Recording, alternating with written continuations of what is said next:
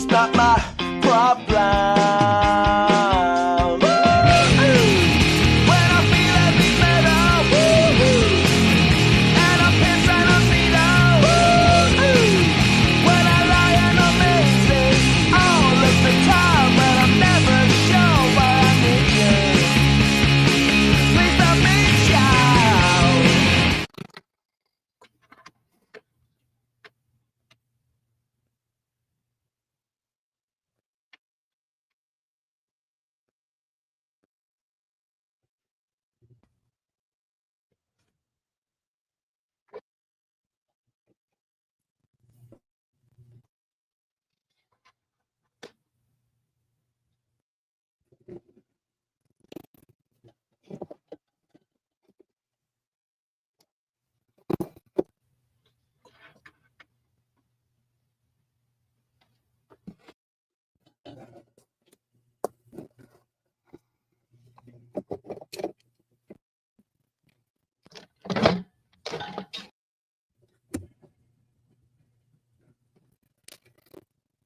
He has his own training facility where he is training offensive linemen, trying to help them improve, get the most out of them. So we're really excited to talk to him.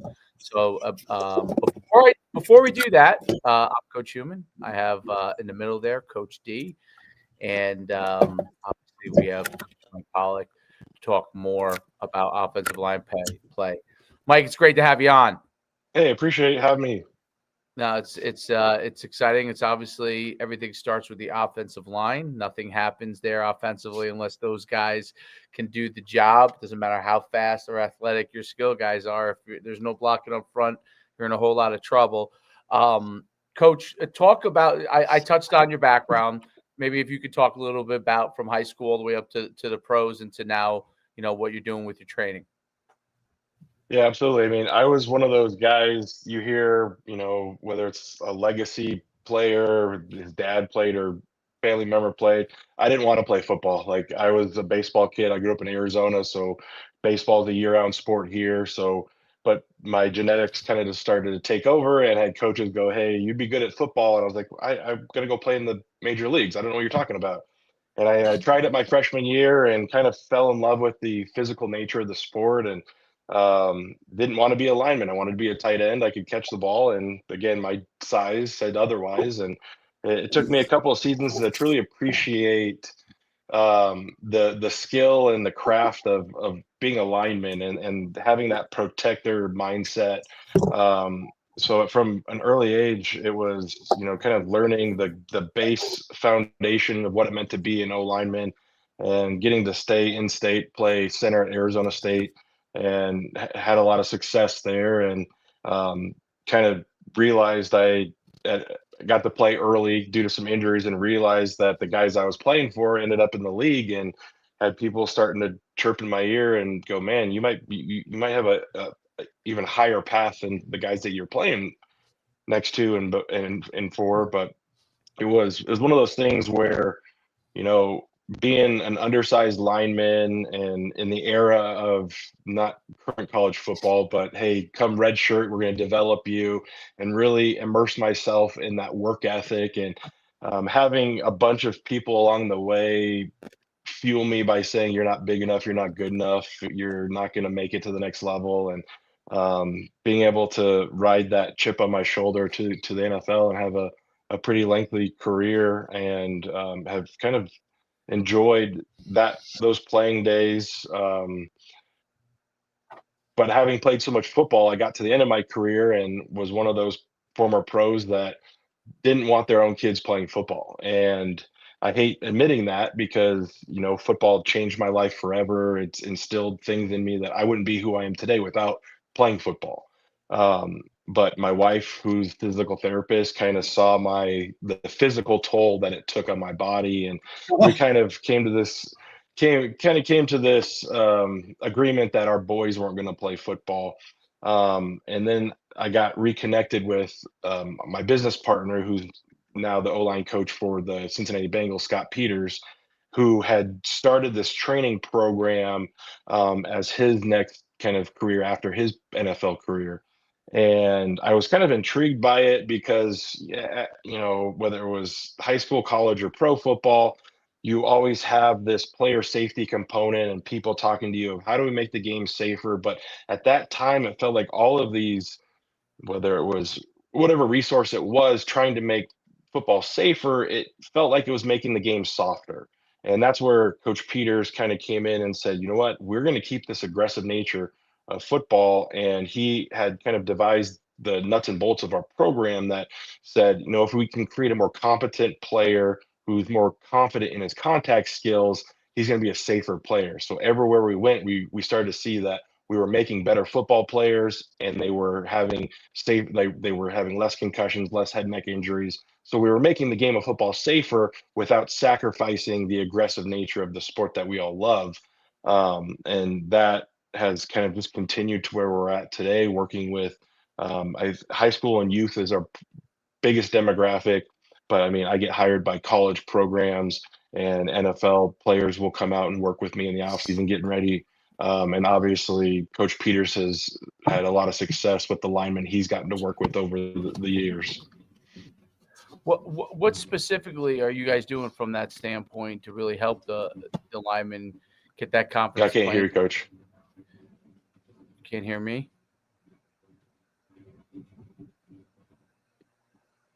I can hear you. Can you hear me, Dave? I can hear you. I can hear you. You can't hear me? Oh, that's interesting. That's interesting. He can't hear me, but I can hear him. That's weird. And I'm not on mute. Wow, Derek. that's a first. That's a first, Mike. No, that's a first. We've never had that one. We've had almost everything under the sun, but we've never had that one. No, we've never had that one. So, you can't hear me, Coach? Yeah, I can't. I got nothing. No, I can't, but I can hear you. Yeah, that's wild. That's a new one. It's not. He's not muted. Nope. No. I'm gonna try something here. Hold on. Can you hear me now better? No. No. I can hear you. It's the same. All right. Well, what? I don't even. Hang on, yeah, I can hear you loud and clear. I just can't hear Coach Schumann. Wow. That's so. I don't know if that's. I don't know. Yeah. Can you hear me now? Now I got you. Now I can That's hear you loud and so clear. weird. That was so strange. Can you hear me? Derek, can you hear me now? I don't know if Derek can hear me now. Derek, can you hear him? I can hear you. He might go in and out. He might be going out and then coming back in. Sometimes the connection sometimes messes around. This is one of those things. The technology, for as good as it is, it's always a pain in the ass at the same time. Well, what I was going to ask was, so I was saying, how did you guys design the program to really develop the athletes from that standpoint? You can still hear me, right? Yeah. Yeah. So, Coach Peters, at the tail end of his NFL career, he played 7 years as well. He got into like jujitsu as a way to stay competitive and in shape in the off season. And he was quickly humbled and frustrated by the sport because being a big offensive lineman, strong, he gets in this realm where he's fit up with guys half of his size and twice his age, and he's getting thrown around and manipulated into postures that he just can't be bigger, stronger, and faster. Like the model that we've used in the football world forever wasn't working in this martial art. And so it really bugged him, and he dedicated a lot of time to study the postures of leverage and how they were creating strength when they weren't as physically strong as measured by the metrics that we use in football.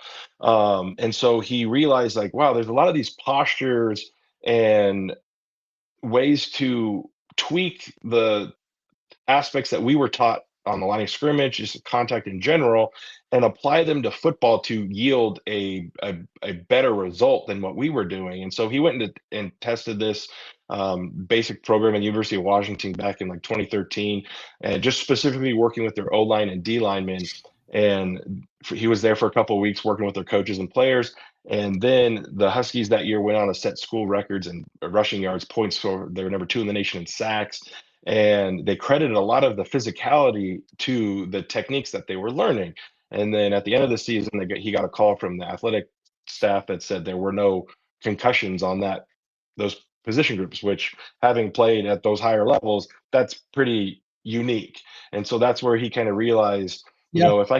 if I can use like these martial arts principles and apply them to the objectives we need in football, well, I can create stronger linemen. And a lot of what we talk about is postures of strength, and a lot of it is very different to how we were taught at the various levels coming through the game. And as far as how you develop that confidence and that physicality at the same time that you keep them safe, like, is there a progression that you go through with the athletes? Like, where does it start? Like, what are the levels? Yeah, absolutely. And so, like, a lot of how we train is parallel to the way martial artists train. And I was never really big into UFC or that realm until getting connected with Coach Peters. And when you really see, like, there's obviously differences. You have individual sport versus a team sport. So your practice time or development time is going to be a little bit differently. But how they approach getting ready for a big fight is they use this part whole mentality, where they're working at specifics of their grappling or striking or submission, and then they'll go in the realm of the ring and test it and refine it with a partner. Whereas football, our individual time is very limited in comparison to the amount of team periods we would have in practice. Obviously, the team sport is going to have that, but the things that we are practicing on the individual scale weren't as detailed or methodical as a martial artist would do. So our training protocols are very progressive, similar to a mastery belt level that martial artists go through. It's like you got to master this skill before advancing to the next piece. And so for us, it's we start with postures of strength. It's everybody's connected to the ground. How do we maximize our lower body, the postures we need to store energy, to create energy? How are we applying force? Is it through our hands? Is it through our shoulders? Is it through one hand, two hands? Are we working with a partner? And then obviously it's football, it's a competition. There's going to be some times where you get beat. Are you training counters to the results that you get, right? Everybody can drop plan A and goes, we want to block it like this. We see it in the meeting room on the whiteboard. But there's going to be times where the play breaks down on the field, or your plan A breaks down, and the player who has trained plan B, C, and D is going to be more consistent over time, rather than just a lot of the coaching adage we would give is drive your feet or hit them harder, or you got to want it harder. And it wasn't very specific to the tools needed to the job. We equate it to, if you're going to chop down a tree, you're going to spend time really refining that axe and getting it as sharp as possible to make that as your job as optimal as possible, versus just swinging a dull axe harder and more times. So it's really that front end methodology that's different. The technique aspect of it, and understanding how their muscles work and everything like that. Do you, with offensive linemen, do you guys really specifically try to get them to be well-rounded athletically? Do you have them more focused on their own position work? What do you do there? Yeah, I mean, it's always based on the level of athlete we're working with, right? If we're working with a youth player or a high school player, it's still like foundational, like everything you Right. can whittle down to your feet, your hips, and your hands. The higher level players we work with, those NFL linemen, those defensive rushers are just some phenomenal athletes today. And so Freaks. we'll probably spend more time in the pass pro realm with those guys.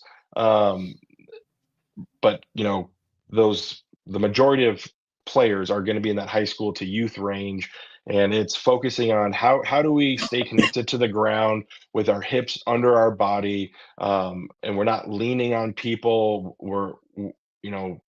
I had a lot of coaches who would say, use your hips, use your hips, use your hips.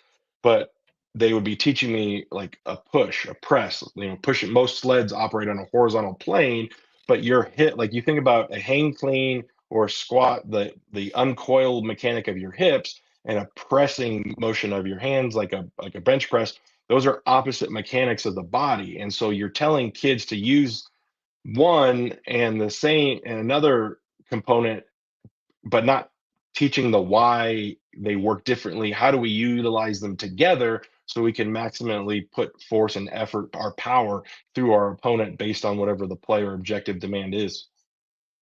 Yeah, I mean that's a big part of the offensive line. Where guys have always originally were saying like bring your hips all the way through, finish them. But when you do that, right, you start to get out of position, you may lose Yeah. leverage, Yep. right? And as opposed to staying with your feet in the ground and being able to move accordingly. Um, is the offensive line play? It's so interesting because obviously the youth level running and high school running the ball is most important. And college is probably mixed, and then the pro, obviously, passing game's a little more important than the run game, and then of course, obviously, the people they're playing against differ as they go up to different levels, right? So speed becomes more and more of a premium on the defensive line as you move up the levels, right? And these guys are flying. One of the things I noticed in like the last few years, probably since maybe you stopped playing, but last 5 to 10 years. But what I noticed is that the defensive, especially well inside and outside, but outside especially, they're so fast. Like it's irrelevant to how tall. Sometimes they're tall, sometimes they're not that tall, but they're super fast. And the offensive tackle, and whether it's left or right, because sometimes there's lefties now at quarterback, which there was a time where there really were not that many of them. That tackle position is where guys were like when they were drafting them, I would say in the 2000s, and when you played, you could kind of pretty much rely that if you drafted a left tackle or a right tackle for the lefty guy, that he was going to be pretty good if you drafted him high. And now it's become a little more of a crapshoot because of the speed of the ends. Because a guy could be dominant in college, play at a big school, be dominant because physically he's more dominant, and the guys rushing are not quite as fast. But at the NFL, all these guys are, right, and they're all fast, and maybe even faster than ever, right? They're almost like running backs that are lining up like tall running backs. You know what I mean? Like if Adrian Peterson bulked up 25 pounds and was a defensive end, that's who you have half the time rushing off the edge. Guys that were like 10 400-meter dash guys that got big, and that's changed a lot because you see guys drafting guys in the first round or second round. Those used to be slam dunks, and they're not. What are some of the things? Because that's difficult as you go up the ladder for the offensive linemen as they continue to progress. How does an offensive lineman continue to transition their skills accordingly over time? Because in one aspect, right, each phase they're required to kind of be a little bit different as they go up the ladder. Yeah, there's a couple components to that. I think the biggest factor that, the current college game has really created a lot of problems through whether it's the transfer portal, NIL, lack of development time. Like the NCAA puts all these rules on, like in the off season, like there's so much time you can be with your position coach, and instead the position coaches end up, basically trying to imprint assistant strength coaches with all this, O-line knowledge to go work with their players because they can work with a strength coach, but not a O-line coach. So development is not necessarily prioritized like it could be or should be. And then with the amount of kids that are bouncing from one school to another, and they're getting a lot of different coaching philosophies. And Yep. so a kid, and this is, I really think, like if I'm an offensive lineman coming out today, it's like I'm putting a lot of weight not in the NIL, not in the logo or the colors. It's like, who is that coach? What is he going to teach me? What is his pedigree of, what's his line of work of helping guys get to that next level? Because if I'm playing for a coach who's prioritizing development, I might have a shot at that next level. And the thing at the highest level is the NFL.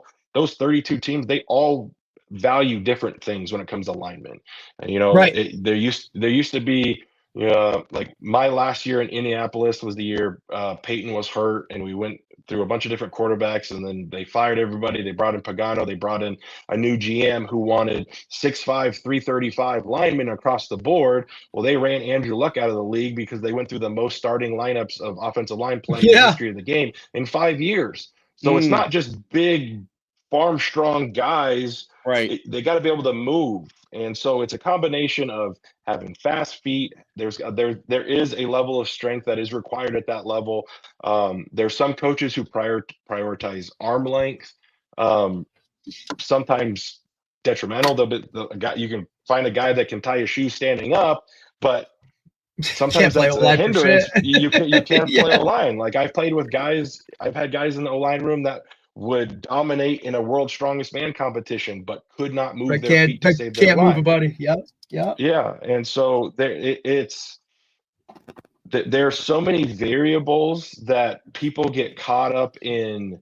You know, I've seen guys get drafted solely based on the school they went to. They're like, Right. oh, well, he played in the SEC, so I'm going to take him over this guy who played in the Big Ten or an ACC school, but that guy's got measurables or he's more athletic. I can see him.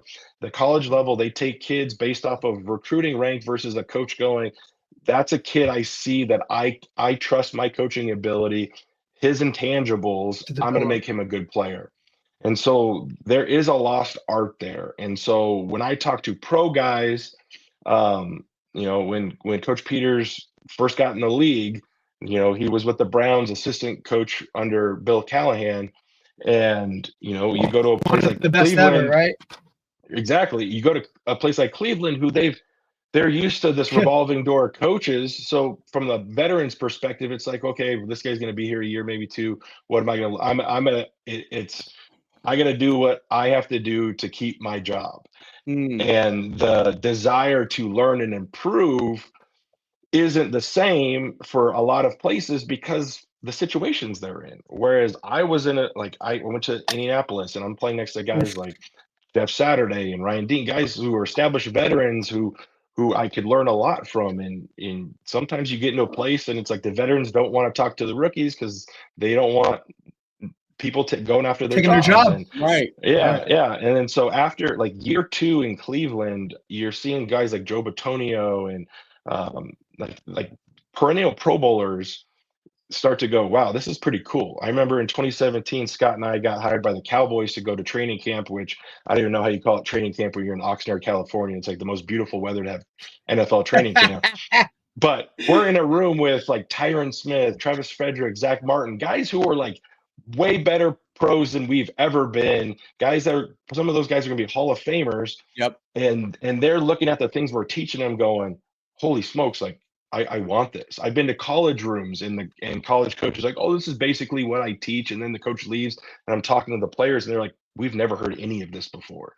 So it's cool. There's but such it's a kind disconnect. It's crazy. It's disappointing too, because you get these big time programs that are paying a lot of money for your coaching, and you think the higher up you go, the coaching is going to be better at every level, but it's not necessarily true. Some of the best technical coaches I've been around are at the high school level. Right. And it's a position group that doesn't get the credit it deserves, because you think about, you know, the highest paid guy in your team is probably your quarterback, and he gets hurt. I've been on a season when the quarterback gets hurt and you're stuck with backups and trying to fill that position with stopgaps, and it's not. But then there's teams that go, hey, we're not going to pay the guys up front because I trust my coach to develop a kid. And so there's this balancing act that a lot of coaches or a lot of management will template offensive lineman. I want my tackles to be X high, at his height at X and his weight at Y. And college coaches get into these template where it's like this matrix. A kid who's 6'2" may not get Power 5 offer because he's 6'2", and then goes to like a MAC school and just dominates. I'm like, I played next to Jeff Saturday, who was maybe 6'2", standing on his tippy toes, and he was a perennial Pro Bowler, like one of the best ever. So it's like the coaches who are willing to and trust their development plans can take a kid and go, this guy's tough. Like his effort is off the charts. He's a leader of our team, and now he just needs information. And so coaches get into these cycles where they sometimes get way too much focused on scheme and go, hey, here's a new play we can put in. And so practice time is taken up by, hey, here's a new play or a gadget, or we got to be ready for these 30 blitzes that we might only see 3 in the game. And we're not focusing our time on optimizing the player and giving him the tools to counter the in-game planning stuff that takes place. It's like, you're not going to get to halftime and go, hey, here, let's throw in this new play that we haven't worked all week. It's like, hey, who are you going against? What is he good at? How can he beat you? And go, okay, this is what I need to focus on so I can do my job as effectively and as optimally as possible week to week to week. It's a great point. What is it's interesting because that really kind of bolts into what I was thinking as far as like the development of the line really gets severely affected at the college level because of the transferring. And unless you get, like you said, know where you're going, and you happen to have a guy that stays too, right? It's not just having a great guy, but is also, does he stay, right? Yeah. And then they constantly have turnaround. I do think that the offensive line becomes a group, and I've seen it even back when I was playing.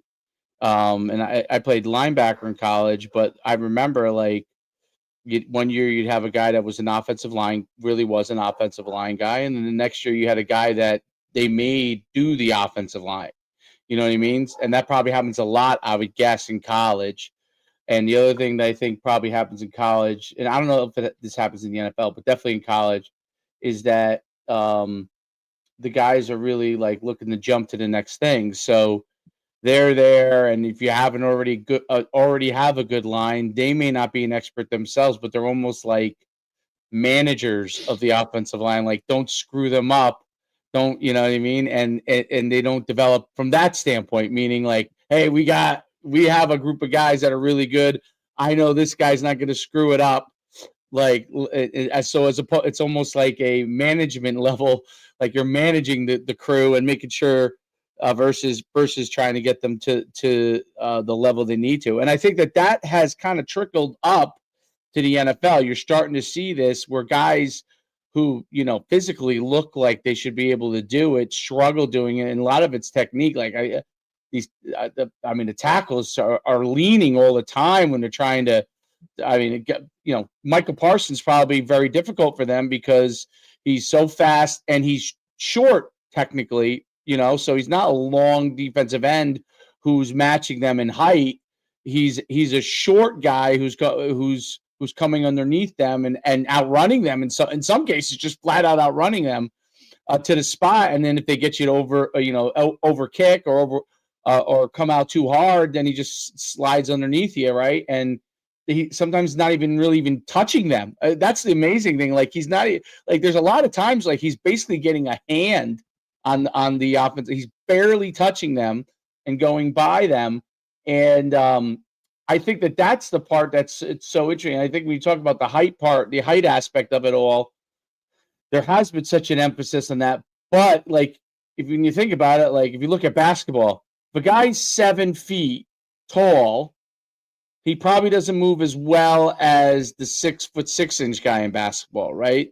So it's not that they can't. There's exceptions like Wembanyama, right, who's 7'6" and somehow can move pretty well and all those kind of things. But the average run-of-the-mill 7-foot NBA player has a certain limited movement skill set. They rely on the fact that they're tall. Well, if that's the philosophy as your NFL tackles, for example, then you have a situation where there's very few Wembanyamas out there, almost none, maybe one, and you would be better off with, like, instead of, the equivalent would be, okay, you'd be better off with the 6'9", 6'10" guy, which would be like the 6'3" guy, maybe 6'4" guy as an offensive lineman that could really move, that can move a lot better, could combat a running back style defensive end who's just really a freak athlete with freak speed, and that's the only way to combat him. And because of that, they're also going to be the thing that Micah Parsons I always think is really weak at is the run game. So when you run at him, he's going to have a problem. That's another area that an overly tall tackle will not be able to dominate. So it becomes now Micah Parsons, and I use him as an example because everyone's like, wow, and obviously the defensive end from the Browns, who just signed a huge contract, is tall and Myles fast. Garrett. Myles Garrett, right? He's tall and fast, but he's a different guy. Like they could kind of visualize what that guy can do. But now you get a tall guy that's trying to run block a shorter, squatty, quick guy, and he's not getting into him. He might be getting into them, on the run game, right? So it's really, really interesting because I think a lot of the general managers in the NFL, and I was an NFL agent for 6 years, and having dealt with quite a few, actually the guys that are now general managers, a lot of them, and you know how this is in the NFL, like they kind of, those guys were like, I would say mid-level personnel guys when I was an agent. I stopped doing it in 2021. And now they're GMs, a lot of them. And I think that they're like, they don't really know how to handle the kind of that type of player at the offensive line. And you have the Zach, so when you're moving back inside, like Zach Martin, or, some teams may require an enormous guard. Some teams may require a more athletic guard, depending on what your kind of a scheme is, even though the NFL, a lot of people run certain things, but there's different types of players that you got to combat because Aaron Donald happens to be a unique character, right? So it becomes a lot more of the personnel matchups and the development of that guys and his specific skill sets. That's why I always found interesting too, because you keep 8 offensive linemen usually in that range on the NFL. That's really difficult because 2 of them are jack of all trades kind of guys. Yep. And they kind of have to go in any spot, and the other guys are more specialized that are the starters. What do you see as like ways to continue to combat that on the development side? If there is a way, because it's so that's the one thing that to me is so interesting, how like they think they solved it and then they didn't solve it. You know what I mean? Yeah. Well, with how analytical NFL and all sports in general are getting, there's certain like metrics that they put a lot of value into. But one thing that was quite surprising that we kind of discovered a number of years ago was like back when the Pro Bowl was actually like an actual game and not all this nonsense they do now. You could look at like the average height and weight of every position in the NFL, and you look at the Pro Bowl team, and it was always a little bit shorter and a little bit lighter than the league average. And it was fascinating because it was kind of goes to your point is, there's some people who just want these massive earth movers. And, Bill Callahan used to say that there's a certain height number where he wouldn't want to draft a kid because at some point the hips are too far off the ground, and it's going to be really hard to get your hips, because like the old low man wins adage, it's not like your pad level, it's can you get the height of your hips under your opponent's hips. That more often than not is going to be the deciding factor of who's getting pushed back and who's not. But a lot of it is the information that's given in those meeting rooms. The coaches who go, this is our system. This is how we teach pass protection. We always set on this angle. We're going to use 2 hands all the time. Well, it doesn't take long, but for those other guys on the other side of the ball to realize they have a whole toolbox of pass rushes. And so rather than going, well, my pass set on this protection, I'm going to go kick, punch. Well, why can't we have more information on our end so we can kind of create and formulate our own system on our side to combat an Aaron Donald or a Micah Parsons or a Bosa, like guys who have unique talents, skill sets. Like I played with Dwight Freeney for 4 years and get like I was going to ask that. Because he was ahead of his time. He would, if he played now, he would be even more so at a different level.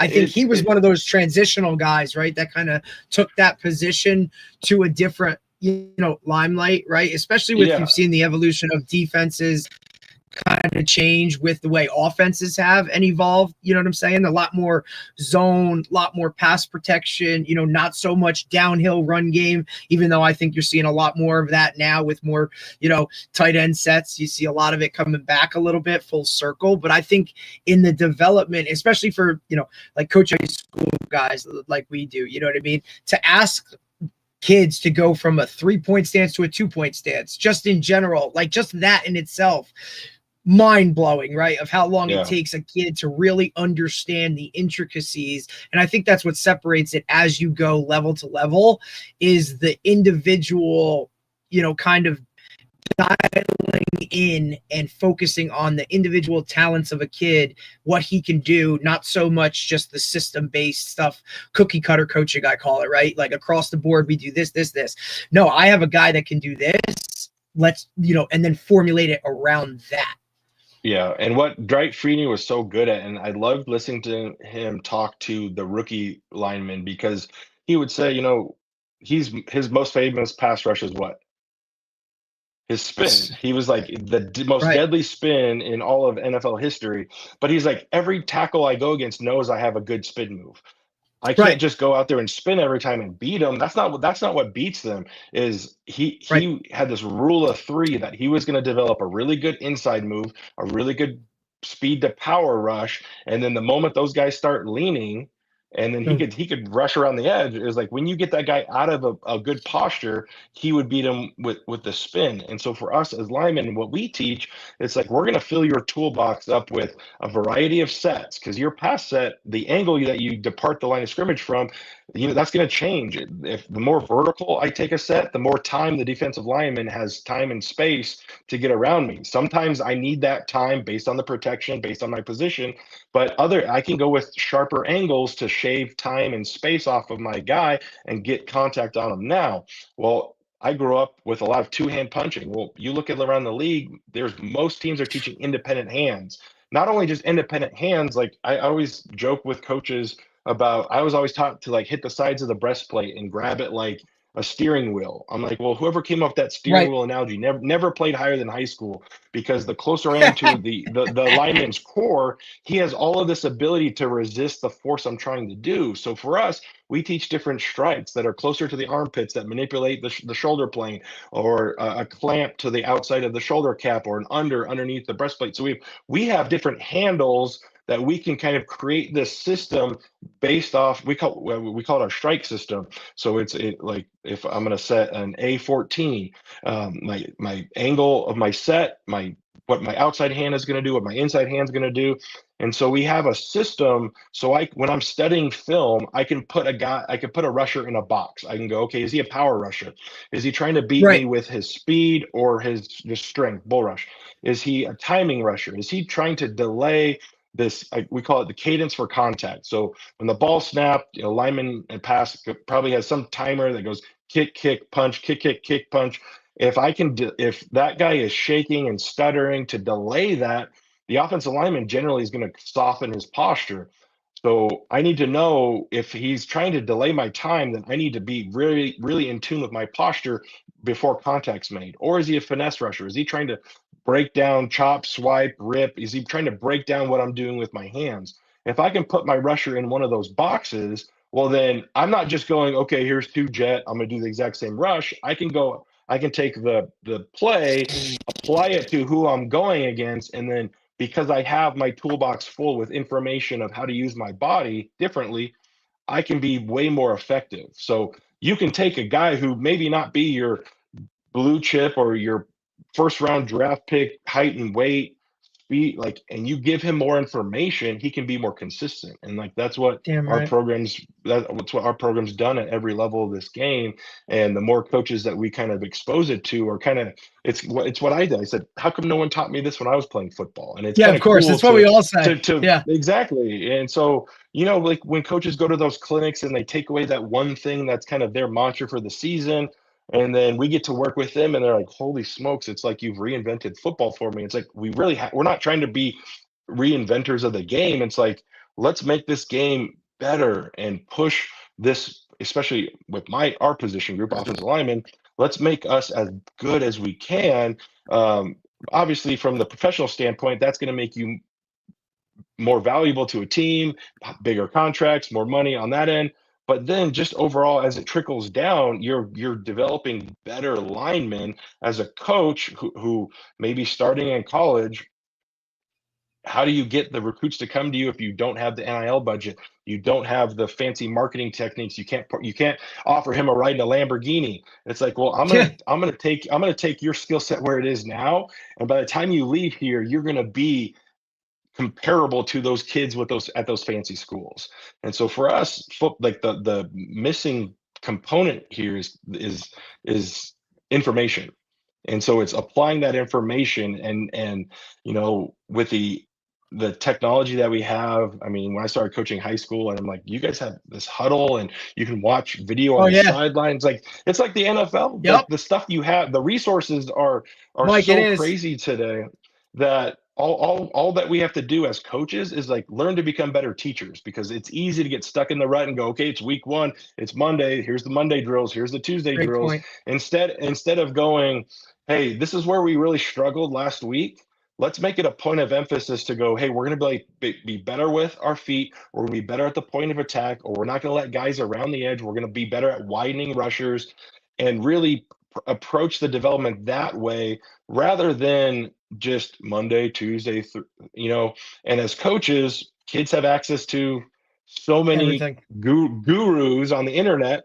Right. If a player comes to you with a question of, hey, coach, why am I doing this? Or how do I do this? Or I'm struggling here, and you don't have an answer, or you're trying to BS an answer, they're going to go to their phone. They're going to go to their phone and go, well, this coach says to do it this way. And we've been around a lot of NFL programs who there's some gurus out there. I'm not going to name names, but they go work with them in the offseason. They come back and they might be bigger. They might be stronger. They might have less body fat, but they are not better at their craft. And it's like they have to unlearn stuff. And it's a great point. Like we really believe highly in what we teach, but we're always looking to evolve. And one of the grandfathers of offensive line play, Coach Jim McNally, if you follow him on Twitter, he's the cap lock king. But what's so amazing is all the things that he's brought to our sport. He's always looking to find better ways. And it's like, I love conversations with him, because it's like, you're doing that now? Well, why? We did it this way. And it's like this constant evolving dialect, rather than going, well, I've won X Super Bowls or X championships or whatever. I've always done it this way. This is the best way to do it. And you get to a point in the season where you got to play with a backup, and you're just trying to shove this square peg in a round hole and just be like, just do it harder. And then coaches get frustrated and yell more, instead of going, I need to be able to communicate what I'm asking of my players in different ways. So player A, who hears it how I hear it, but player B is getting the same information, but I'm not getting the same result. Do I just yell at him and get frustrated and say he's an awful player? Or do I figure out where the communication breakdown is? There's some point of the sequence that I'm asking him to do that isn't clicking. My job as a coach is to be his teacher, not to be just some drill sergeant and go, well, if you can't get it done, then I'll just find somebody else. And you may not have the ability in the course of the season to find that replacement. So let's become better teachers of the game and take some more onus on the output by being better on the input side. I think those are some really great points. One of the big things that I think is not just a challenge for offensive line coaches, but the time constraints they get put under by the head coach a lot of times is gonna be an issue, because they got to get to team and they got to get to this or that. But I think your point about, because of that, you have to be able to say, okay, this is what instead of just doing the drills you always did. And I think that point was really great that you brought up. What was the issues from last week? These were some of the issues we had against this team. How can we correct a couple of these things in this drill period that we have? And then the next day it might be, okay, we're going to work on these things. But constantly doing the same thing without solving problems. I think offensive line that's what those guys are. They are problem solvers, because that's what the position requires. It's not technique and problem solving, right? Like, so I got to fix this from a technical standpoint. I got to fix this from a solution standpoint. And offensive line coaches that don't do that, just, they just set you play somebody better than you or as good as you, and you're going to get beat. You know what I mean? I would say it doesn't matter when if you're better than everybody else, you're going to have bad technique and still win. It doesn't mean that you're doing things the right way. Right. Right.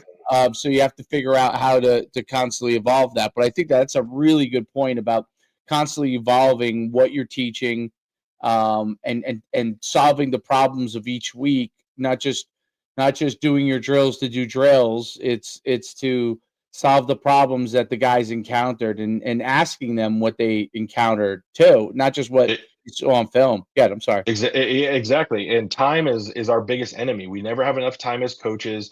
And sometimes we feel like the time, like you said, you get to practice and the head coach or the OC wants to put in something. What's going to get scrapped? It's going to be a team individual period, an indie in lieu of period. a team period. Yep, indie period's always first to get scrapped. But Always. so part of it's learning how to put more responsibility on the players. And so like when I'm working with young players and they get to the off season and it's like, well, how do I get better? It's like, well, yeah, I got to lift weights. I can get stronger and I get bigger. Like those are the two faster, like those are the bigger, faster, stronger. Like that's the off season development plan that's been in place since the dawn of time. And so for us, it's like, you need to get better at your craft. Now, you're not necessarily based on where you are, rules, whatever, may not be able to be in pads in the off season, but what I always tell guys is like, go back through your season and week to week. Like when you're watching film, don't just sit there and be like, and everybody's done it. It's like, oh gosh, here comes that play that I screwed up on. Coach is gonna get mad at me, and so you're not even like watching yourself like objectively because you're like worried about how bad is coach gonna be mad at me in front of all my buddies. You're waiting for it. You're waiting for that to come down. Answer? Yeah. So you're not really objectively watching the film. Instead, I'm like, hey, get out a piece of notebook paper or however you take notes and start writing down your breakdowns. Was it, on this play? Start with the play. What play did I have a minus or a failing result? And look for patterns of failure. And so week to week, I can figure out where am I struggling the most at. And sometimes it's confidence, sometimes it's technical. And sometimes in the off season, if I have all this data that I can go back to and go, man, I really struggled at pulling, or I really struggled when we ran inside zone and I had a base block, or I really struggled when I had an end who got really wide and I was turning my hips and I got beat inside a lot. And so if I can that, like, to me, that's where the most growth occurs, is when you look at those patterns of failure and you go, that's where I'm going to spend my time and getting better at that. And yeah, I gotta lift weights, I gotta run and do all that normal stuff. That's like that. Again, the standard is the standard of your program. Like doing the standard, there's a lot of players today that want the pat on the back. That's the price for being on the team. Now, how do I improve? Well, I got to do above whatever that standard is asked of me. And again, the information, it's a lot of players are like, well, how do I get better? What do you need? So when I work with a player one-on-one, I go, what did you struggle with last year? And a lot of them are like, well, as coaches, let's give these players ways to self-scout themselves. So when they get to the off season, a lot of high schools are getting close to that point where they can go, I can look back at my body of work from this season. Some programs even are able to film practice. So you have this body of work that you can look back on and go, I've struggled at XYZ, but then I don't really work on it until spring ball or next fall camp, or the lineman challenges that are nonsense, the underwear Olympics and the dumb one-on-ones that they do for all the online clout. It's like, work on your craft so when football comes back for real, and your team is depending on you, like that's because the reality is, like, every high school kid's like, I want to play college football. Well, the reality of that is it's different. I was a 3-star kid coming out of high school, went to ASU, and they're like, you're going to redshirt. That's very rare today at those Power 5 schools. They want a kid out of high school that is at least 2 deep ready. Can we project you in the next year to be 2 deep ready? If yes, then you're going to get an offer. or you're going to go and they're going to, within that first year, they're going to make a determination. Nope, we're going to be best to find a transfer portal kid who's going to be closer to what we're looking for. We don't have to invest as much development. We just need to polish him. And so if I'm a high school kid that really wants to play at that next level, well, I need to spend a lot of time reinforcing my training habits to make sure I'm using my time appropriately, that's filling the buckets that need to be filled, right? Like height. There's not much you can do to grow your height in a given off season outside sleep and maybe looking at your nutritional profile, but your foot speed, how well you use your hands. When I go to a college practice, everybody, all the little walk through tempos, everybody goes fast. Everybody's fast feet, but their hands are slow motion, and it pisses me off. And I end up ripping the offensive line that I'm get to watch, because I'm like, your coaches expect attention to detail with your footwork, getting to your steps, getting to your landmarks. But why are you being lazy with your hands? And then you wonder why your hands are so lazy, so inconsistent on game day. And so it's the adages of, being precise. And Mike, is the focus on the feet almost detrimental to hand speed because they're so hyper aware of their feet that they just literally forget about their hands? Or is it that the focus is just so much in that it's something that comes almost secondary to it? Is that part of it? I think it's not emphasized to the degree that footwork is, because the footwork, when you're a coach looking at if you're an O-line coach, you can't look at 5 guys objectively at the same time. Like, our eyes don't work that way. Good coaches could maybe see 2 guys. I've yet to hear a coach like confidently say he can watch 3 guys with detail. But what they see is they see the tempo of everybody moving. And so if everybody's feet are moving at the standard, that's good. But it's hard to see if the hands are getting to the places. You're not hitting, because that's the hard part. It's you're moving fast, but you're not hitting with the hands fast. But that doesn't mean I can quickly get to my hands to the exact landmarks that I would be with the same tempo. Right. But to me, it's an emphasis point, not necessarily like I would never tell a kid to go, hey, we need to be slower with our feet. Like, we want that stressed, Right. but at the same time, just bring your hand, the detail in your hands, to the same level. And in reality, in the actual game, the feet are going to move quickly, but they're going to engage with somebody, which is going to slow their feet down. Their hands can continue to move over the course of the block quickly, because they may have to adjust their hands. They may have to continue to move them. They may have to combat, with the person they're going against, which the feet are moving, but they get into a position and they have slighter adjustments based off of what's happening, whereas the hands might have like pretty significant adjustments based off of what's happening and staying balanced and doing that. I think also probably I this is just me guessing, but like, people, if they don't have somebody to like touch when they're doing this, they don't know what to do with their hands. Meaning, like, like when they're going on air. Because I see with receivers too, like, they don't want to do, well, that's what I was going to make that comparison. Rip, or they get lazy with it too, because they know the feet are touching the ground, their hands are touching nothing. So they get in this kind of mode where it's like, oh, do I look weird? You know what I mean? Yeah. And that's how I think that's how kids. And I'm saying guys for sure. But if you're a coaching staff and that's your standard, if that's your standard and your expectation, after a while it doesn't become weird. It's just that's the new standard. And Absolutely. so part of it now, is if Coach, you're trying to implement that, there is a learning curve. Yeah. Of course. Coach, if you were to break down an offensive line itself, would you obviously have an offensive line coach itself, but would you break it down to, all right, tackles coach, guard coach, you know what I mean? Like, if in the perfect world, is that, because look, as a DB coach or a receivers coach, especially if you're, like you said, it's hard to watch 4 guys on a play. It's impossible, right? So for receiver play, sometimes we break it down. Hey, you got the inside guy, I got the outside guys. Hey, I got the left side, you got the right side. Like, how does in a perfect world, an offensive line room, how would it work coaching wise? And then, I mean, look, Yeah, obviously so you got to throw tight ends in there, right? Because sure. there's always those 4 guys in the corner that with their Yep. coach, who's usually the special coach, what he's got to do, hey, you take the tight ends because the tight ends can either go with wideouts or go with the O-line, right? Like there's a lot of logistics and moving parts. Obviously, it's based off staff and how the overall program is designed. But in your world, what's a perfect O-line room look like? Yeah, so I mean, the higher levels, you're going to have your head guy and some sort of assistant, whether that's a grad assistant in college. Sometimes you have an analyst, or in the NFL, you have your assistant O-line coach.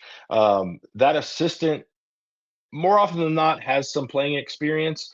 But like obviously your head O-line coach, like he's got to be a guru when it comes to the system and the technique. Your assistant coach, now the head O-line coach might specialize, like, hey, like interior is like my realm. Thing. A lot of guys will take the tackles for the most part, and then leave the interior work to the assistant when you kind of break up in individual periods.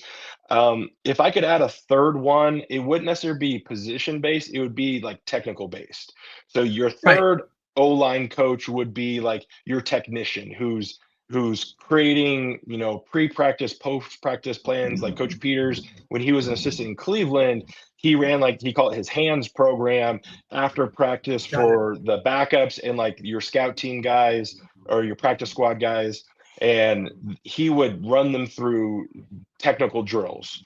And those guys improved so fast. There was a year, I think it was 2020, they went to their first playoff. They won their first playoff game against the Steelers in forever. And their left guard was this practice squad, basically like a walk-on type guy, Michael Dunn, who shut down Cameron Hayward, a perennial Pro Bowler, no pressures, and everybody Still was playing. shocked because exactly because they were like, well, how did this pretty much nobody off the street dominate this Pro Bowler? And it's because he spent all season long working with Coach Peters on the technical side. And that's an area that if I had a magic wand and said, how do I make O-line play better, it would be by adding a third technician coach who you could come in, Right. and they would be able to work with the college kids in the off season. You don't want to work with you don't want, from a time standpoint, with your head coach, that's fine. But from a technician standpoint, I think that would drastically improve the position across all those higher levels. At the lower levels, realistically, probably not, but you could implement it easily at the college level, and at the NFL level, you could too as well. Interesting. That's actually a great idea. I mean, I think having a technician, a guy that's just looking at technique, it's really a smart thing to do, because if they're worried about technique and scheme, or technique and position responsibility, something's going to go by the boards, right? Because Yep. that is a lot to be, especially with the amount of guys that are on the offensive line. So it becomes So an difficult. issue. Yeah. Yeah, because I mean, your head guy is juggling all these things. Your assistant's usually in charge of making the scout team cards. So like they're burning the candles at both end too. And so by having that third guy, at the higher levels, that's the guy that you're having a weekly game planning, like scout meeting, where you're breaking down, hey, this is Opponents. the opponents, right? And so Yeah. generally that gets pushed onto the player, and I've been around it long enough to realize that of who invests time there and who doesn't. And more Right. often than not, guys aren't really watching their opponent to the level of degree that you could, especially if you had someone kind of teach them how to watch the opponents, because because at the highest And that's level, a great point, Mike. I'm glad that you brought that up, right? Because even at the high school level, right? Like you said, we have access to all of this stuff, right? So we have huddle. Like you said, we practice. We watch practice with our players every week, like every day after it, right? Like, or, Tuesday, Wednesday, like your work days, right? And we film it, and we get a wide shot and we get a tight shot, and the tight shot comes from a drone. So like the amount of the access to it, the access to the stuff that these kids have is incredible. But if they don't know how to watch film or what they're looking for, they're out there just watching it like they're watching the Giants on a Sunday or watching their favorite team. So one of the things we do in camp, especially, and with the younger guys, it's more of a hyper level of focus. I mean, look, the freshman team that we have watches practice, and practice film.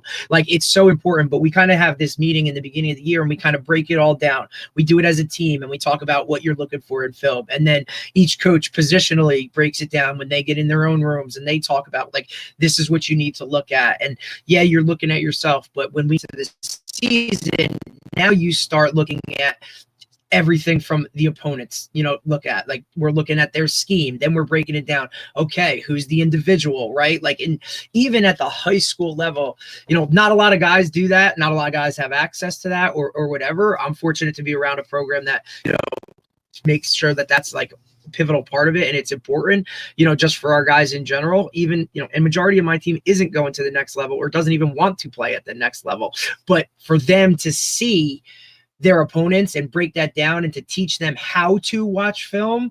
And I'll go back to my play days. Like, I was fortunate enough to have coaches that really, talking VHS tapes, but they made those copies for me and said, hey, this is like what you need to look at. And then when you saw that help you on the field as a player, okay, now I'm going to watch more, right? And now I'm going to look at it. But they got to know what to look at. I think that would be a great clinic topic for all these guys that go to clinics and like, hey, here's how you teach how to watch film, and then break it down positionally, because it's one of those things that goes by the wayside. And it's like, yeah, look, I know you're watching film, but are you really watching film to the level that you really need to, and understanding what you're looking at? You know what I mean? For sure. And the amount of high schools that I get to work with, I kind of see like the whole spectrum that exists out there in terms of the technology that's available, the buy-in from the players. Because my years coaching high school, I get frustrated. I'm like looking at huddle and be like, 30% of our team hasn't looked at the game plan I put up yet. What's going on? And I'm like, why am I more invested in your season than you? But part of it is a starter. But part of it's perspective, because sometimes I feel like coaches have to remind themselves, like, especially when you've been doing it so long, that these are high school kids. Like your left guard, there may have been a girl at school that smiled at him today, and he's been thinking about that 100%. nonstop and not the install that you spent all night working on. So part of it is having that perspective. And like, there's a lot of coaches who give out like tests before games. I don't like that. I've been around enough of those tests where guys are just cheating off of each other. That what I found to be most effective, if you're going to do some sort of pre-game back and forth, the test is the game. You're going to see how well you prepared them, how well they executed. But I really liked the like two little quick stories. One is, when I was with the Colts, we had to do like, we would have to spend time breaking down our opponent, and then Friday or Saturday morning we would have a meeting. We'd go around and we basically do like a book report on our guy, and it was very brief, but it kind of it gave peace of mind to the coach. Like, I know who I'm going against. I know the ins and outs. And when I got to Carolina in camp, we would have to teach the blitz pickup to the offense. And that was very nerve-wracking, because it's like, I can look at it and go, yeah, I got this guy, but I had to know it to the level of detail that I could teach it to my quarterback and teach it to my receivers 100%. and running backs. And the coaches did that, because if you could teach something to your peers, you won't forget it yourself. So there's ways that can really maximize the understanding, because again, that perspective of, we know way more than the players do, and we can't assume that players have our knowledge. Now, I would always operate that the coaches across from me are going to know everything I know, so I can't go. So I have to be on top of my tendencies and stuff like that. But my players, I have to figure out where they are understanding. Like when I went to ASU, it took me 2 years to understand why they were labeling a guy Mike. I'm like, well, I understand the position Mike linebacker, but how come sometimes this Will is a linebacker, sometimes the nickel we're IDing as the Mike? And that was college. And so it's like, there's some base level conversations, and there's high schools that day one install in camp is like a third of the playbook, instead of going, here's our boring, this is how we line up, this is the defenses we're likely going to see this year. This is why we call this the A gap and B gap, and this is a 1 technique. This is a 3 technique. And so some of those things we have to go through at those lower levels every single year, because we have to instill that. Because at some point, one of my first games coaching high school, we played a team that was predominantly an over front, but lined up with 2-2s. And on the snap, they slanted to the over. But our players came off the first drive going, "Coach, they're not in the formation we worked on all week." And I said, "Okay, calm down. How did they line up?" "Well, they lined up over us, the guards." "What do we call that?" "In a 2." "Okay, great." On the snap, did they stay there or did they move? Oh, they slanted. Where did they slant? To the B gap. So to our strength. So that's an over front. They're giving you some. So players have to be able to translate and troubleshoot out on the field, not necessarily when you get to them on the sideline. So we have to give them the information and prepare them to be able to handle that. So when things don't look like they did on the whiteboard or in their playbook, they don't have a panic attack. No, that's a big deal. I Yeah, mean, it's a huge deal. yeah, because things change. That is the hardest thing, especially for the offensive line, because All the those time. guys actually usually coach as well. So they're their goal is to not to be exactly where you think they're going to be, and that makes it more difficult for the offensive line. That's how you get the advantage defensively. And so I think And Dave, that's we talk all the time too, right? Like, this is high school football. You might prepare for whatever, and then all of a sudden, just a kid on the other side just does something that, like, look, he don't know what he's doing, so he's just out there doing whatever. When you're trying to teach those guys all week, hey, expect this, that's why having a general, like, rule of thumb, and hey, we can always go back to where it is, that framework, that ground stuff, that that safety net underneath the trapeze that you install day one, so that even when shits and the bullets are flying, it's great, you still can always have that comfort level of, hey, this is what we do, irregardless of what they're doing. Right. And that works, I think, across the board, even, positionally anyway. Right. Same thing works for receivers with coverage, all that kind of stuff. Like, go back to your rules, go back to your fundamentals. That's why I think it's so important to kind of, focus on those things as a coach, to give those guys that, and then they'll always have that confidence. And coaches can learn from that as well, because it's in the NFL, like, there's so much empty protection. They want to get 5 guys out, but there's sometimes, if you're going against a TJ Watt and your tackle's struggling against TJ Watt, and you're not giving him a little chip, or we're going to stay in 6 or even 7-man pro, and we'll figure out how to accommodate that. It's like, this is our system. It doesn't matter who we go against. You just got to do your job. Now, I understand you got to do your job, but coaches, we can help put our guys in better situations. It's like, most 2-minute drills are in some sort of strong right formation.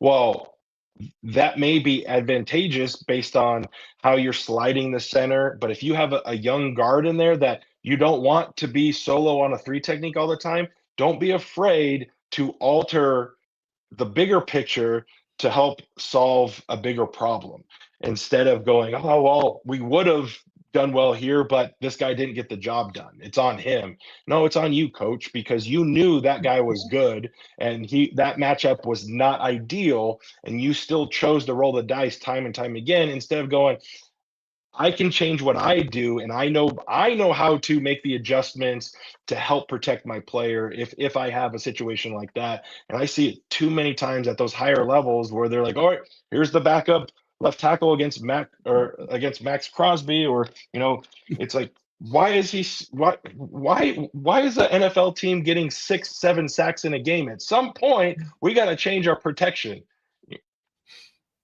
Yeah, I think that's a big deal. I think they don't. Vince- Well, I think part of it too is one of the reasons why guys get locked into these systems and forget about protection is because they undervalue what the defense can do, and they overvalue what they can do. Like, Yes. it's every coach has made that mistake, I think, but that's you when you plan plays, you're planning in the perfect scenario instead of saying what can go wrong. And 90% of the time, even when you block it pretty well, it doesn't go exactly the way that you drew it up. Very rarely. I mean, anytime it ever goes the way you drew it up, it's an untouched 6 points. So how many times does that happen in the game, right? So I think that's a part of it too, and especially that coaching has changed so much, right? Even from the time you were probably playing, it's probably changed dramatically even more because of the upward mobility and financial success as you move up for coaches beyond high school, right? And even in high school, actually, it's some of the states like Texas, Georgia, South Carolina, a couple other places, but like where guys can actually make really good money. They're trying to move up as fast as possible, and they're becoming generalists. You know what I'm saying? So they're really generalists. So as a head coach, many of them cannot solve all the problems. They might be good with people. You know what I'm saying? They might be good with people. Maybe they're good at recruiting. Maybe they're good at, I don't know, offensive scheme or defensive scheme. But really what's happening now is they're much more generalists. They're probably better with people than anything else for the most part. And they're better with managing things, almost like I wouldn't even say like a CEO, because a lot of times CEOs develop. No, they're like an assistant manager, Dave. They're like the assistant manager at McDonald's. Like they're really good at making a schedule, like or what, you know what I mean? Or they're really good. Yeah, they're really good at being like a middleman, right? Like, customers pissed that their fries weren't good. All right, go talk. Send Dave out there. He'll talk them off the ledge, right? Or somebody can fix the McFlurry machine, right? They solve player and coaches' problems, right? Coach here is mad at this coach. I solve that. I make it work all right. I solve players mad at X. Players mad at X coach. I solve that. I keep the ship afloat. That's a great point, Derek. And I think because I've been that guy. Because that's their aspiration. They're so much in the land of generalists as far as football knowledge. And that's why I think that you've seen so many guys, too, that have come into the game that have not played, literally have not played. Like, I get, like, everyone wants to be Mike Leach, okay? Everyone thinks they're Mike Leach. Everyone thinks they're Mike Leach. Like, or Hatcher, or, some of these guys that really didn't play that much. But Jed Fish. Yeah, but have managed to work their way up to top and have success. So many guys are getting into the mix that are like these guys. And what happens is they're all generalists, and they can solve some people problems, which is important skill, obviously. But when the game's going awry, they can't solve problems at the line level if the line coach is struggling. They can't come over. There's nowhere for that offensive line coach to consult with the head coach. Like, you tell me that Nick Saban does not know, even though he's a defensive back guy, that's his skill set, right? You can't tell me that he doesn't know how to solve problems in almost every facet, even if he's not an expert, in every facet, right, from his experience. And I think that's one of the things that's changing in coaches, because guys are moving up so fast. They're such generalists. They haven't had time to like hone a craft on the offensive line, or hone a craft as a wide receiver or a defensive line coach. They haven't honed a craft, so they don't develop that skill set of problem solving at a positional level. Whereas a coach who's done that, even if he's an expert in a certain area, he knows what it's like to solve problems. So when a line coach is looking for answers, or a defensive line coach is looking for answers, he could say, hey, have you thought about this? Where's his hand placement? He doesn't have to be an expert in hand placement. That's the offensive line coaches or the guys but he has to say, hey, is he getting these guys don't even know that. There's a lot of guys that don't even know that might be an issue. They may, they may not know how to even solve an issue. And guys go throughout a game. I see this on the sidelines with players. Like, they don't, and the position coaches, they're looking for some help. They're looking for a lifeline in the middle of a game that's going bad. and it just goes downhill fast. Like that's how you see some of these crazy games where you think it should work a certain way and it goes downhill fast. And I think that's a big part. Like the guys like why do I like the Indiana coach? I think the Indiana coach, and I don't know him per se what his expertise is, but it seems to me that guy does a lot of making sure that along the way all these things are getting solved throughout the course of the game. So if something is getting derailed, that they could kind of stop it. And that's an issue that happens. And guys that are experienced head coaches who've come up through the ranks and really put in some time, I think have a better ability to do that. I think that's really crazy hard for a guy who didn't even play to be able to come up through the ranks. Like if you read Mike Leach's book, okay, yeah, Mike Leach didn't play football, but he did come up through the ranks in a long process of learning, sleeping in his car for whatever, and it comes. Yeah, and I also Look, Dave, I like everything that you're saying repeatedly to learn. I mean, that was one of the things I learned in his book. He spent the whole off season in his car on the road, right, really trying to learn.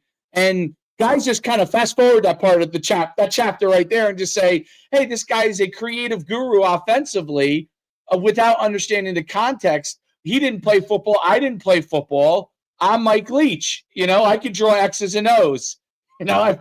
I think if you give anybody enough time, I think Dave could be pretty creative with X's and O's. Like if we all like, hey, what's the craziest, wildest things we could do? Okay, I think we could all kind of figure it out. How do you get that to work becomes a much more difficult thing, and technique is the front part of all of that. That's the front part of everything. And if you can't solve that, you start to have a problem.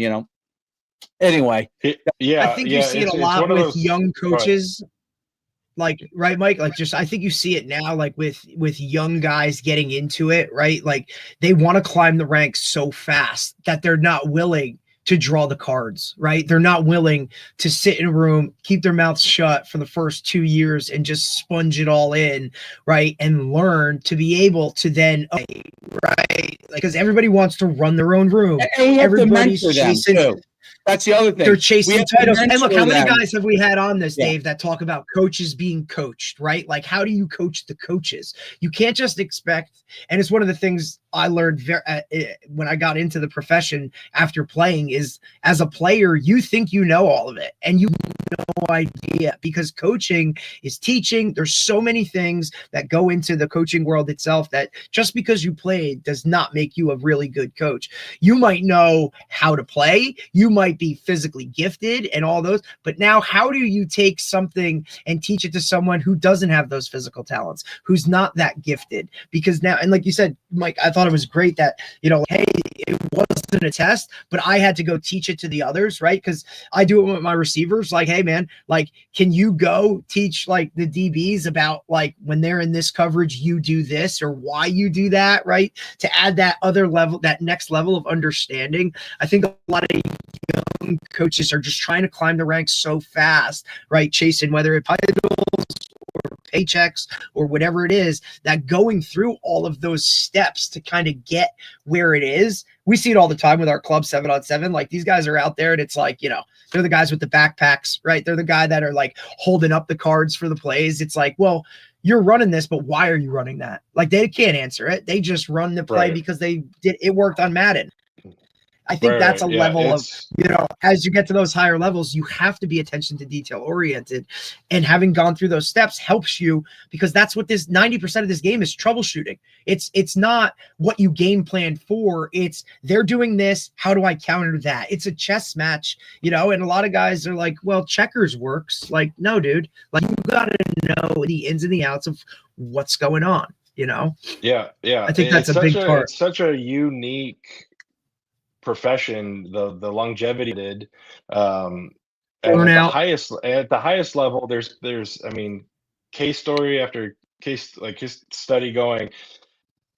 Here was a great coordinator who, once he became a head coach, couldn't be a head coach.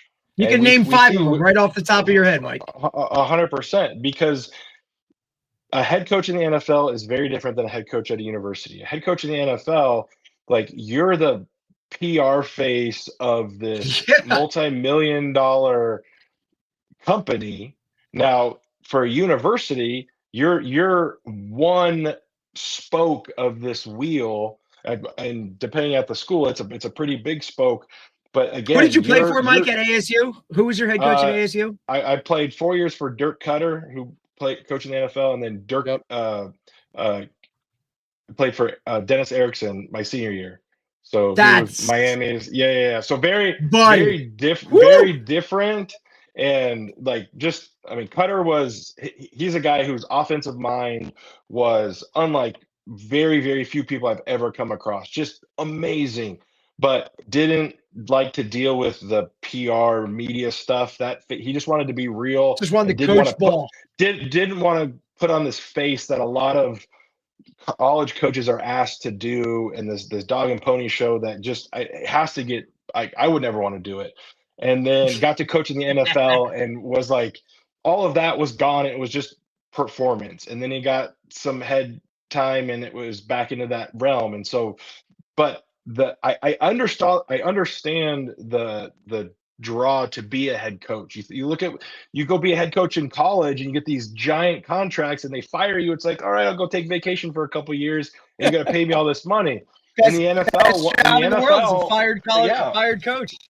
Once you've been a head coach, like how many times do we see guys move it into the media, or you can basically be in that coaching circuit for the rest of your life? But those guys who grind and grind and grind with no like we've got a young coach here at Arizona State, Kenny Dillingham, who got hurt in high school and awesome. Basically was begging to take coffee orders and do the grunt work and grind and learn. His name's probably on every list right now for these open jobs. It is. And, you look at the things he does and, from an X's and O standpoint, technical standpoint, he can bring in that. But part of it is engaging the players and understanding there's this balancing act that at the NFL level where like I remember when the Rams won the Super Bowl, their left tackle Andrew Whitworth I played with in Cincinnati, amazing guy. Yeah, but he was older than his head coach when they won the Super Bowl, and you get to the NFL and a lot of those players are making more money than you or the coaching staff. And so there's a weird dynamic. It's like, how do you get these multimillionaires? And really, obviously, quarterback separates the NFL teams. But coaching does. I would say coaching is number two because every team has got amazing talent. Some better than others, but for the most part, like you can be very successful if you get those players to be on the same mission, playing for each other or playing for that collective goal. At the college ranks, it's a juggling act. You're juggling recruiting, you're juggling keeping your own players from leaving, you're juggling the X's and O's of the season. So it becomes a managerial role to an extent, and it's learning who you have to bring in. There's a lot of coaches in history that were just yes men. They bring in their guys that just took orders and didn't want to push back. There's some coaches that want to be questioned and they want that friction that will eventually, that pressure that breeds diamond seasons. They want that. Right. It's not a one size fits all. It's like it's not cookie like when cutter. it's like you're the best college football player, then you got to go play on the crappiest team in the NFL the next season. Right. It's really hard. You take a head job. Expectations are higher than they've ever been. The time that they give you to be good is lower than it's ever been. And so it's a profession that it looks good, it sounds good, but it's not fit for everyone. And I really wish certain coaches would go, I'm really, and Bill Callahan has said it. He was probably one of the best O-line coaches in the league. He's had his time as an interim head coach. He goes, I don't want that. I just want to be a really good position coach. He could have been a coordinator. I don't want that. I just want to be good at what I do. And sometimes people get a little big-eyed with that little shiny object or that title or that Brinks truck that's about to be backed up to their house and dump off boatloads of money. And so, I mean, it's hard because if you get offered generational changing money, how do you say no to that to your family? There's some coaches who go, I'm just going to stay in my lane and I'm going to make this position group or this program, this offense as good as I can. And it's sad. I understand it, but there's part of me that wishes more coaches could stand on principle and being like, I don't want to deal with the nonsense that head guy has to deal with. That's why he gets paid so much money, is because he has to deal with all the pressure and all the dumb questions. And I just want to coach football. Mike, I say it all the time. Mike, I would never want to be a head coach, especially high school level, like with, nowadays with the access that parents have to you, with the, the political stuff that goes on from the top down, irregardless of where you are. I think that stuff happens. On what level, I don't, you know what I mean? Every program's different. Every state to state, it's different. But I think generally you could say, like, I mean, look at just like a fan of an NFL team, right? Like they're called for guys' heads, like, after, you win a Super Bowl and then the next year they're like ready to fire you because you lost a game, right? Like, and we all know like what actually goes into winning any contest, right? Like any game at any level is really hard to do. It's not the norm, but that's the expectation level. And these are from people that are just general fans, right? You just, it's investment in that stuff for a fan, for anybody, for a parent, right? Like there's a lot of pressure, from so many different angles. You're taking bullets from all over. Like, buddy, you can keep the extra key. You can keep, you know what I mean? Like you can keep I want no part of that. Let me just coach ball. And look, if there's an issue, like, that's the head coach, man. Sorry. Like, this is what it is. This is how we do it. And that's who you talk to. So I would never want to do it. I just think it's wild. I get why guys do, but look, if I were to ever, you know what I'm saying? Like, I'm going to be prepared in every way, shape, or form. And for me, going through that process of growing and developing and constantly tweaking and never staying the same, because this game doesn't stay the same from year to year. Yeah. So you have to kind of go with it. If I wasn't, filling my own toolbox for that, then I'm not signing up for it. Whereas I think some guys just sign up for it and they got nothing in that toolbox other than, how they were coached or where they played is all they know. And they think that's okay. I'm good to go. And then when you get into it, you learn real quick, as a head coach, you're doing a lot more than, the least thing you're doing is coaching ball. That's the least % of your time where it goes. And I think that's really difficult. But that title, especially now that we've seen the game evolve and how, like you said, generational money, it's starting to trickle down now. It's why you see the transfer portal and college kids with NIL. Like, how do I tell an 18-year-old not the school where he's going to get developed, right, into whatever, because he can go get life-changing money now and he's a blown Achilles away from never being able to play again or whatever that is. Like, it's really difficult to kind of juggle that, with coaches, with players, with everybody. It's just a really weird world that we've come into now. And everything's in the limelight with social media. Like, everybody sees everything and what's trending and all, so it's, and that's how these kids grew up, like with that phone in their hand, with the instant access to, you tell a kid, like, trust the process, man. Like, that offer is going to come. They don't know that. They ain't thinking that way. Like, they need it now. It's a difficult world to be in. I'll tell you that much. And Dave's been a head coach, and turned programs around and done all this and done that. Like, he'll be the first one to tell you, like, it's not easy. And it is sure as hell not someone, that takes things to a personal level, because you're going to take bullets. Like, that's the bare minimum of it. Yeah. And there are some people who are built for that role, and there are some people who just shine. I mean, I know when I got to play for Tony Dungy in Indianapolis, it's just, you're like, that guy. You would follow him anywhere. Right. And again, the dynamics are so different. Like a Bill Belichick. There's guys who you tell stories of. It wasn't all fun and games in it, but we accomplished the mission. And there's some coaches who are like, look, we're going to enjoy this process. Again, going back to Dillingham here at Arizona State, he was quoted, like, we're gonna work harder than anybody, and we're gonna have the most fun doing it. And so, Right. like, you see the things that they do, it's like he wants to imprint that this is still a game and it's fun. And Right. you know, at the there's a various levels of this game where that gets lost. And Oh, yeah. you know, and that's where that perspective comes in, going, you know what, like, we're going to battle on Friday or Saturday or Sunday, but it's the journey that is why we do it, right? Because you win a good game, or you win a game. I was listening to McVay had a quote the other day. It's like, you win the Super Bowl and you think you'd be happy, but all you did is just move the finish line a little bit further back. And I was like, man, like, how true is that? It's like, whether it's the week mission and all of the stress and work and sweat and tears, blood goes into it, and you win, and there's that moment of, yes, we won, but it doesn't last long, because it's like, all right, we have another opponent. Well, I want to feel that same way again next week, or it doesn't go bad, I lose. Well, I can't erase that feeling until next week. But just understanding that head roll. I mean, you're spinning plates like a lady at a circus. Like, you've got so many things that you've got to be You're focused juggling. on at the end of the day.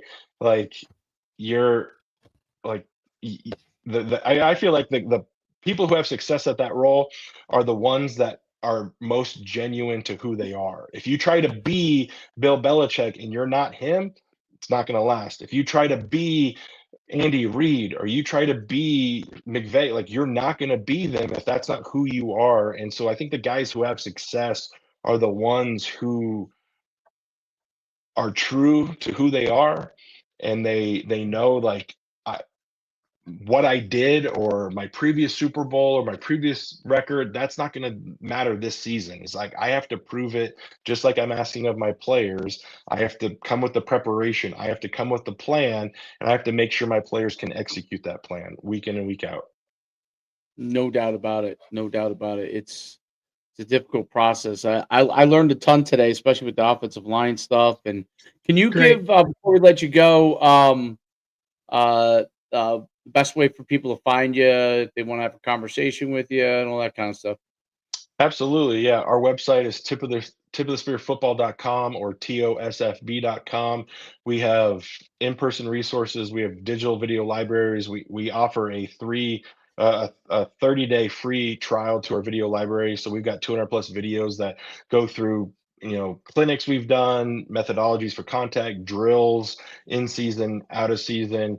And then if anybody wants to reach out to me personally, you can reach me at mike@tosfb.com, shoot me an email, and happy to help. And football's given me a lot, and it's given you guys a lot, and I just like to return and kind of help the next generation, so this doesn't turn into flag football in 20 years.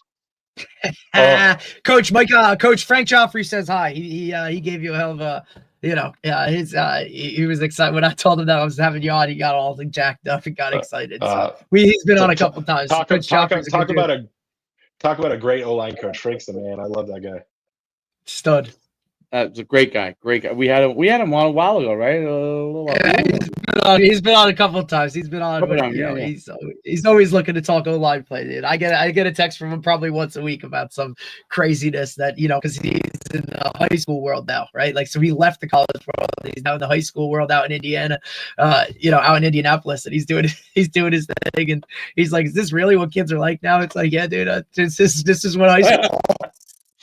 Out, buddy. I'm like, now you see if you can really coach, big guy. You know what I'm saying? Like, exactly. But he loves it. He's a great guy. He's had nothing but good things to say. Mike, I can't appreciate. I thank you enough. Obviously, it's great. I love always talking O-line play. Obviously, I look like one, but never was one. But it's great to kind of talk some O-line play. It's a position that doesn't get enough credit. So appreciate you coming on and taking the time, buddy. Hey, thanks, guys. Best of luck. Have a great day. Thank you. Fantastic stuff on the O-line today. Wow, dude, really some cool. Technical shit, buddy. Like, wow, like, and it's always so interesting, like, because you see, like, at the highest level, right? Like, you guys think like O-line plays, like, hey, I get in a stance and I push or I pull or I do this, right? And like, here we are sitting here talking about like hand placement, like where do you punch, like, and then angles like of your body just coming off the, you know what I mean? Like the attention to detail that has to go into, you know, being the highest level when it comes to that stuff. Like people just really don't understand, like, you know, like, yeah, these guys study who they're going against, you know what I mean, for hours a week to just reset and do it again the next week, and kind of, you know, and that's on top of like getting their body ready and eating right and doing all this other stuff. Like the technical side of this game, like it just, I think it, like when we have guys like him on that talk technical about position play and those types of things, it just blows my mind, always does, because it's just that level, it's just unbelievable goes into being, you know, at the high, and what it takes, you know, to just, you know, be there, right, and then be really good at it. Like that's a whole different level of conversation, you know. No doubt about it. Great stuff. We'll be back tomorrow, 10 a.m. with Coach Baldy, or Coach Juice, as they call him. So we had the head coach from St. Peter's Catholic on a couple weeks ago, Jesse Chinchero. And so this is his strength guy who he talked about and basically kind of gave credit to as to why they've become the powerhouse that they are. So we'll get to talk to him a little bit kind of about how he runs things in his weight room down at St. Peter's Catholic. No, St. Petersburg Catholic. Sorry, my fault. Right. Who's literally gone from like 0 to like undefeated right now, and they're crushing people. So obviously, there's something that off the field stuff that matters. Oh, definitely. There's no doubt about it. I'm still waiting on my what was it called? Come in. What's the program we just had on that had the OVR? OVR. Waiting on my OVR. Still waiting. You know, it should be here soon, hopefully. Waiting for my OVR. Well, I don't know. Does the government shutdown have anything to do with that? I doubt it. No, I doubt it. But I'm heavy in hoop season, baby. Boom, boom. Heavy in hoops. I know you are, dude. We already had a game. Really? Already had one? Our this is the school team, right? School team? Well, he's on the school team, the St. Leo's, but he also was on Mid-South travel. So, but we had a Mid-South they have a travel game. team within the school itself or within the town itself. Yeah. So we have Mid-South and Mid-North, and then we're on this. Mid-North's still playing, buddy. Mid-North is still playing. Oh, you mean the high school? Yeah, they have a great year. Unbelievable. Upset Manalapan. Like, dude, they got an opportunity to win a sectional this weekend. Yes, Brick Memorial. Good luck with that hammer, buddy. Woo, baby. And then I think they would go. Then there's one more round, right? Is that it, or two more rounds? Oh. So, because it goes sectional, regional, and then group. Lord have mercy. Like this is where it used to end for like this. You win this week, like you're done. You're a state champ. It's over. Now, you know, North 1 plays North 2, Central plays South. So then you're a regional champ. And then if you want the big one where you're the overall group champ, like one more. 14 games. You can 14 games, brother. And look, weather's changed now. So you're bundled up at practice these days, buddy. But look, I don't even know what that's like. I could imagine that. I miss being cold at practice. What the hell? I think I forgot how to win, but hey, it is what it is. Yeah, no doubt. You're already in hoops. Like you ended only 2 weeks ago, and you're already freaking a game deep for hoops. Damn. Yeah, because the guys River Plaza has their championship to go to Florida. I think is this week. I think. Right, and I think St. James just won another thing, so they're going somewhere. Whatever. Yeah. I think 12U is playing for some couple of our guys on those teams, buddy. Oh yeah, I looked at 14U. I'm like, half these guys are these guys. You're like, wow. You're like 12U. You're like, okay. I'm like, oh, because you get tagged on the picture, so that's how I know. Oh, every time, dude. Like, hey, let me just tag everybody. I'm like, then someone should I get tagged in? I'm like, who is this guy? And then it's like, oh, okay. There you go. There's the link. Absolutely. Hey, good for them, buddy. You know what I mean? Good for you. I mean, I'm sure they're juggling it too, right? Because they got football practice. What do you do with basketball? You know what I mean? Like that was always the thing. I can always remember that. Like in high school playing for a state championship, like you missed the first basketball scrimmage. You weren't at practice. Like, hey, you can go sit on the side here, but you know. And our basketball coach knew that. Like shit, you know. And even if it wasn't, we played Thanksgiving Day, so he knew that next day because you used to be able to, you know, you used to start basketball practice that Friday. You know, like Right. Thanksgiving Day game was Thursday. Friday, you were up at 7 a.m. in the gym. Shit, buddy, that there ain't nothing like that soreness after a Thanksgiving Day game, and then you try to do a layup. Like I ain't picked up a ball since freaking September. Like, wait, shoot a free throw? Like, oh, you're in shape. You played football. Bullshit, dude. Basketball shape. Different shape. Did not even close, dude. All right, Different. 17. Get on the lines. There we go. Yeah, right. That's a different shape. There's no doubt about it. All right, we'll see you tomorrow. I'm gonna give you a call. I got a quick couple of things, and then we'll go from there. But that was really, really good. I like yeah, Mike was good. Yeah, O-line is doesn't get enough love, and love that he talked about like not being able to watch 5 guys at once. That's really hard, dude. Like, you know what I mean? Like even coaching DBs, like, hey, you're watching all 4. Like, how? You tell me how. You know how really I used to try to do it because I knew you could see it. I would be like, okay, where, like, if I, obviously in game, like, where did the guy come from that made the play? That's how I would try to figure it out if I didn't see it. Like, where did he come from? Right. Oh, he came from A gap. Okay, wait, all right. So this guy's supposed to be stepping A gap. So like, but it's at the higher levels, it's even way harder. So, all right, till next time. All right.